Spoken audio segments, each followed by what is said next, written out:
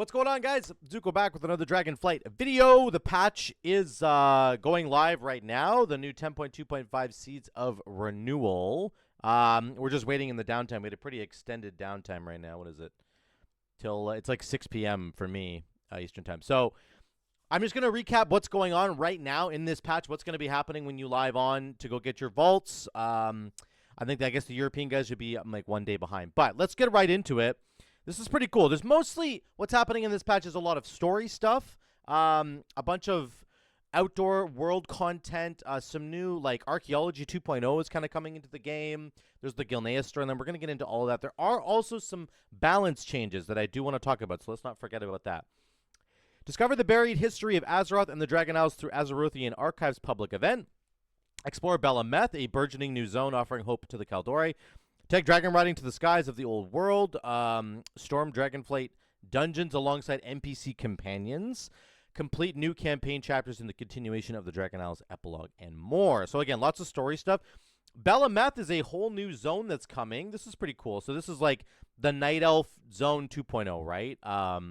There's a couple different points of interest. It's basically right underneath a Mirdrasil, which is the new dream zone, right? So it's right in there, and there'll be some story stuff there for you guys to explore, some points of interest, all that kind of stuff. I guess some really cool Night Elf people are there, like Jared Shadowsong, who's from Legion initially. So that's really cool, and it's good to finally see the Night Elves kind of get their home back. We'll have to see how the story unfolds there. Dragon riding is now available worldwide, which is very cool. The Drakthir can also dragon ride essentially. Now we'll get to that a little bit later, but this is very cool. So this is the best way to fly, I think, and I think Blizzard has realized that everybody kind of wants to be able to fly this quickly and not have to do the regular mounts. I think you can choose though whatever you want to do. You don't have to dragon ride, but you can if you want to. So you can still use your old mounts and just like sit in the sky and do nothing if you want to, because obviously dragon riding is a much more active experience. The Azerothian Archives are really interesting to me. This is like this is archaeology 2.0, I think, and I would love any of you guys who really enjoyed archaeology and all that kind of stuff, please let me know in the comments down below. But my understanding of this is that it's essentially archaeology 2.0. There's some pretty cool things going on here. So players can head to the Roasted Ram to collect the quest to the archives to begin their journey to Algathar Academy in Thaldraszus, where they will be directed to meet lead archivist Edward Dalagringi, I don't know, I can't say his name right, and his team of archaeologists to the archivist of Trader's Rest. So Trader's Rest is this new sort of like hub area for archaeology, all things kind of archaeology and digging, and there's a couple different mechanics to it. There's actual like mechanics, which is cool. There's excavation, which you basically get this like shaman elemental guy, and you have to locate stuff, and then you send him there, and he'll start digging out whatever is there. And then there's techno scrying, which is like these goggles that you get, and it says every site contains items that must be sought to reveal scenes from a distant past. So you basically get these goggles, and they let you like see where a potential item is going to be, and you have to follow different pings, directional pings, I guess, to get the location of the item, and then the item reveals a piece of the past, which is kind of cool. And then this research part of it is like the weekly quest, it looks like. So weekly quest completion helps fill out Nerobin's tome with more and more details on each site's story. So it does seem to me like this is sort of a whole new outdoor world system that is mostly here to give you mounts and transmog items. So it's really, really cool. But it's cool to see Blizzard really investing in players who just want to be doing outdoor world content, and they're kind of structuring it in a way that is kind of like Mythic Plus or raiding, where you go and do something and it's going to take you maybe 15 to 20 to 25 minutes to do like an entire set of things, and once you're done them, you get a really cool reward, like a mount or a piece of, instead of getting like gear to help you push higher Mythic Plus keys, you're getting transmog, which is cool. I think that's really, really cool. So this looks like a long-term kind of system, and it feels to me like it's an upgrade on the original archaeology, which is awesome. I think that's very, very good. Oops, I hit F12.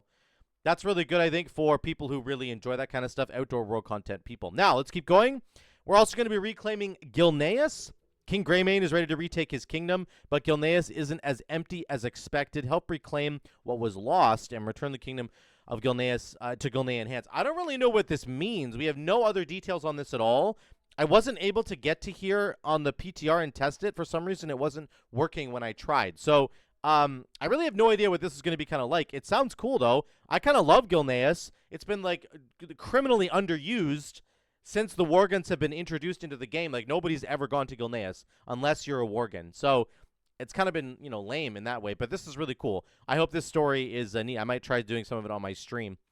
Follower dungeons are here. This is a very interesting one. I actually did some follower dungeons. I did it in another video as well, but this is, it's a pretty cool system that I think is going to especially help people who are new to the game. So you can actually go in and you can queue up as any different role, that you want to do. You can do DPS, tank, or healer, and they'll just carry you through. So I was healing this one, and you can see the tank eventually goes, I'll keep you safe, follow me, and she just runs off, and she starts doing tank things, and the DPS are doing DPS things. So it was very cool. I was healing on my evoker. I think this is a great idea for brand new players to the game. I think that this is going to be an excellent feature for them. It's only for normal dungeons. It's not even for heroic yet. And her pathing was kind of funny. She's like clipping through walls. But just a great way to introduce players to the game who basically have never done anything before and are really intimidated by the Mythic Plus queuing system. Maybe they're intimidated even by doing a normal raid. Maybe they could do LFR, but parts of this game can be sort of unreachable for certain people because of how competitive it can get, right? Especially Mythic Plus, where it's like you queue up for a key, and if you don't have Radar.io installed, maybe you don't even know what Radar.io is. If you don't have a score, no one's going to take you. In like even the lower key levels, like a key level like a +5 or a +7 or like a +10, those are really low at this point. But imagine a brand new player trying to get into the Mythic Plus system, not having any of the extra add-ons, not having Radar.io, not understanding any of this. Like, at least they can jump into the game and get some gear from follower dungeons and hopefully work their way into the more competitive Mythic Plus scene later. But there's still a big barrier to entry there, in my mind, for brand new players. And they kind of get dumped on by some of the more elite people, elitists kind of thing, who are like, well, I'm not even going to take you if you don't have a rating. So hopefully this is a nice way, a nod to newer players, to less experienced players, to help them really get involved in the game and get into dungeons to start learning that stuff. I think it's a really great idea. The Outland Cup is coming. So along with Dragonriding going worldwide, there's also a brand new cup that's being introduced in Outland, of course. And that's very cool. Again, I did this race. I did the one when it was in Kalimdor. It was a lot of fun. So I think this one's going to be even cooler. New customizations. You can basically go like Demon Draenei now. There's a unique customizations for Warlock Tyrant, Dark Lair. Actually, maybe the Demon. Maybe that's just the Tyrant. Oh, no, there it is. Yeah, new skin tone for Draenei. So it's right there. There's like 5 hair colors for trolls. Very cool. It's good to see Blizzard continuing to push on the art direction and continuing to give customization for people. That's always good. People always want that. That's a wonderful thing. Then we're going to get to the class balance. So that's basically all the big features that are coming. Again, it's all mostly story stuff. But here are the actual character, class balance, if you will, that's coming in the patch today. So first of all, Drakthir can now do Empowered Sword, which is equivalent to Dragon Riding. Very, very cool. They get all the access to all the Vigor and Dragon Riding abilities. And then Soar's cooldown has been reduced to 10 seconds. I think it was like 2 minutes or something before, right? So now you can just soar all the time as a Drakthir. That's probably how it should have been at the beginning, right? But that's very, very cool. We like that. Now, let's get to the class balance. Multiple class talents that were previously Shadowland Covenant abilities, such as Convoke the Spirits, Divine Toll, and Sepsis, also Feline Stomp for Monk, have had their visuals updated to match their class visual kit. We will be adding a way to revert these changes back to their Shadowlands visuals in a future update. So they're just basically like bringing the Shadowlands stuff into the new game with like name updates and visual updates, and we'll get to them. Like, I think for the Monk, it's like Jade Stomp instead of Feline Stomp, stuff like that. Demon Hunter, class balance. Elysian Decree now does chaos damage. Was arcane, excuse me. The hunt is now chaos damage, was nature. I think this is actually kind of interesting. It doesn't seem like much, but I'm actually curious to know, you guys who play Demon Hunter, do you think that this any means necessary talent will now be less prominent because you don't need to convert any of your damage into chaos damage anymore because a bunch of it already is going to be chaos damage now, right? Like, Elysian Decree was arcane, the Hunt was nature. They're now both chaos. That kind of limits the power of this talent now, because arcane, fire, frost, nature, shadow is now dealt. Obviously, you do a lot of fire damage still, but now, like, the Hunt was most of your nature damage, and arcane was most of your, Elysian Decree was your arcane damage. So I'm curious to see if Any Means Necessary becomes a less powerful talent now, simply because of these two little changes. It'll be interesting to see. Source of Magic now lasts an hour for Evokers. That's just a nice quality of life. I don't know why it's 30 minutes. That doesn't make any sense. Preservation is getting some pretty massive buffs, in my opinion. So basically, this is the biggest change here. Essence Burst can now trigger from casts of Reversion. Essence Burst, of course, for any Evoker's class, makes your next big, like, spender cost nothing. Instead of costing Essence, it costs no Essence at all. As that's what Essence Burst does. So now it can trigger from Reversion for Pres Evoker, which is actually huge. So this might really push them towards a more Reversion-style talent loadout, as opposed to whatever they were doing now. I don't really know a ton about Preservation Evoker, but I don't think they were doing a full-blown Reversion build right now, but maybe they will now because of these changes, which is kind of cool. Mana costs. The mana cost of most spells is increased by 10%. This is because you're going to be triggering Essence Burst more often, which, of course, makes your next spender free. So they're just compensating for that by saying, hey, all your mana costs are up by 10%. Grace Period now increases your healing. There's some more cool talents. Buffing Reversion-based talents, basically. And then TM now also affects Temporal Anomaly and reduces the mana cost of Reversion. But we'll have to see how good that is. But just a very, very big change right here is the Essence Burst change, of course. Shifting Powers now arcane damage was nature, which is very, very interesting. I don't know. Let me look at Mage really quickly. Let's go to Arcane Mage. I don't think that this matters, right? Mastery Savant increases your mana regeneration. Arcane Charges increases all other arcane damage by 8%. I wonder if this is just a straight-up buff to Arcane Mage, because now Shifting Power is arcane damage, and all of your other arcane damage gets buffed based on your mastery. I don't know. Again, it's not a huge deal. Shifting Power is still like a 1-minute cooldown. I'm not even sure if Arcane take Shifting Power. I'm assuming they do. But bottom line is this might be a slight buff to Arcane Mage, potentially. Here's some big changes here. Mistweaver. Dance of Wind has been redesigned. Your dodge chances increased by 10%. So it used to just give flat percent, 10% dodge. That's it. And now it gives an additional 10% every 4 seconds until you dodge an attack, which is interesting. I didn't take this as a Mistweaver anyway, because Dampen Harm is just better, but that's okay. Ancient Teachings now increases your stamina by 5% while active, which is kind of mind-boggling. That means, like, you're basically going to have it all the time in Mythic Plus, because it's down here. After casting Essence Font or Feline Stomp, your Tiger Palm, Black Kick, Rising Sun Kick. So as soon as you hit Feline Stomp now in Mythic Plus, you get 5% more stamina, which is, like, amazing. That's really, really good. It doesn't sound like a lot, but that's just 5% more health. At this point, our health is scaling, like, out of control. Like, I'm almost at 900k. I think I'm above 900k, actually, on my mug. So it's, like, 5% of that is, like, 45,000 more health. 45,000 more health, right? That's a lot. If it was 10% of my health, that'd be 90k, because I'm at 900k. So instead, I'm getting 45,000 more health from this. Like, that is really kind of crazy, actually. Teachings of the Monastery now highlights Blackout Kick on the action bar when it reaches max stacks. Very cool. Thunder Focus Tea now has additional functionality with Expel Harm, causing it to transfer 25% more healing to damage and give you a Chi Cocoon. This is kind of wild. So Expel Harm currently has no functionality with Thunder Focus Tea at all, but now it will. So you could basically take, like in Mythic Plus, I take Focus Thunder, which makes my Thunder Focus Tea empower my next 2 spells.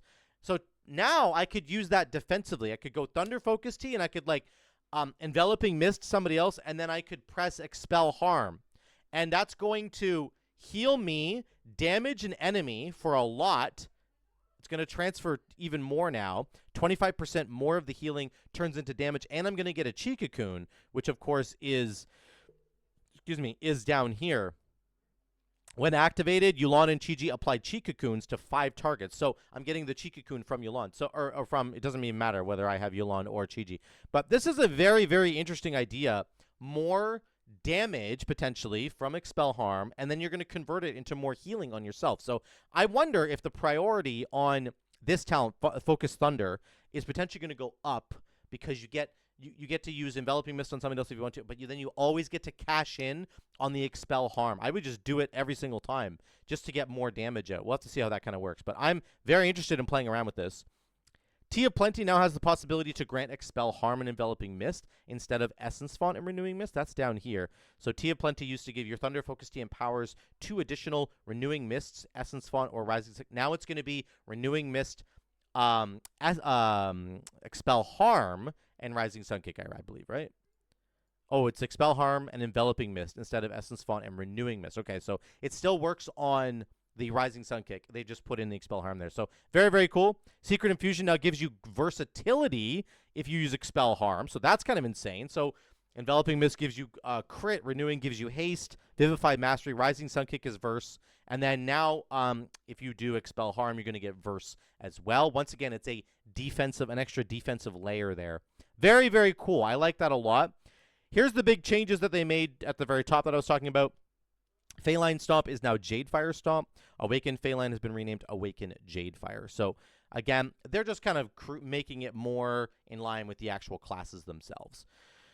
Windwalker, Dance of Wind has been redesigned. Same thing as before. Feline Stomp got renamed. Feline Harmony got renamed. It's all been renamed to Jadefire stuff, okay? That's the only changes for Windwalker. There's no actual, changes going on there. Rogue, Echoing Reprimand is now a physical spell instead of an arcane spell, which means the damage has also gone up by 43% to accommodate for the fact that it has armor now. Arcane obviously bypasses armor. So, very, very cool. Now, I wonder, you might be able to, I think all rogues can, get through armor through different means, so I wonder if you're going to be able to increase the damage even further by getting an armor pen. Just bypassing armor somehow. I forget. I think Sub can do it. I'm not entirely sure about all the rogue stuff, but that might be interesting to see.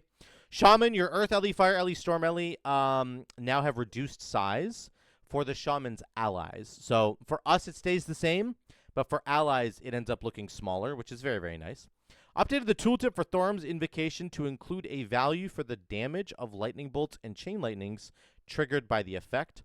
So it's just going to show you the damage that's coming out from having taken that talent, which is kind of nice. And then, again, more renamed abilities here to bring them in line with the current expansion. And then here's the last really big thing here. The Revival Catalyst, Resonant Dream Charges are now granted weekly. It was every other week. So now your crafting stuff, if you're a little bit behind on crafting, you can get... or sorry, no, this is just for the Catalyst. I'm not about thinking crafting. Just kidding. If you're trying to get tier set bonuses, then you're going to be able to get all of them. And remember, you can use the Revival Catalyst to catalyze almost every piece of gear that you're wearing, even if it's not tier. So like your boots and your belt and your wrists, those can all, and your cloak, those can all get converted into a different piece of gear that might have the stats that you're looking for compared to whatever you're wearing right now. Always keep that in mind. Yes, you can turn the tier pieces into tier, but you can also turn these other pieces into something else that might have stats that you're looking for that you can't get somewhere else or you've been looking forever, that kind of thing. So make sure to check out the Revival Catalyst for the pieces of gear that you have that you might want to convert to get the right stats for your character. That's it, guys. That's it for all the notes there. Lots of story stuff going on. Lots of fun things to explore. Dragonriding, the Cup, the Gilneas stuff, follower dungeons for the new players, and then some interesting class changes. Actually, some really cool stuff going on for Mistweaver that I'm going to have to experiment with when I get to the new patch as well. So that's it for all the notes there. Happy hunting in the new patch. 10.2.5 is here. There's a new Mythic Plus week. I'm going to do a whole other video on my vault. Good luck on all of your vaults and all that stuff, and I will see you guys in the new patch. Thank you so much again for watching. Love you all. I will see you in the next one.